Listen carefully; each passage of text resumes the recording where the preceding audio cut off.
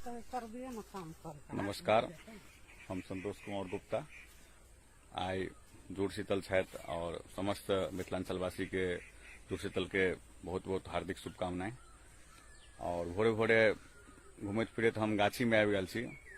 आम के टुकला जैसे आम के टुकला आ उसका दिन में आम के चटनी अपना सबके मिथिलांचल में और पूरा देश भर में खाए छथि।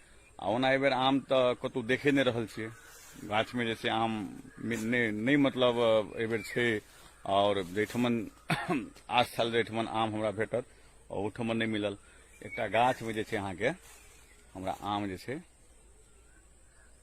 छोट छोट टुकला जे अहाँ के काफी मतलब जहो जद के बाद जे छै मिलल ग।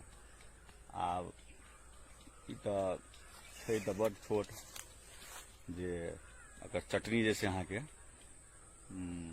खाई के तो मन करे है चटनी, मगर एते छोट से जे गाछ वाला देखत तो कहूँ मारबो करत, बुझलिए कि नहीं।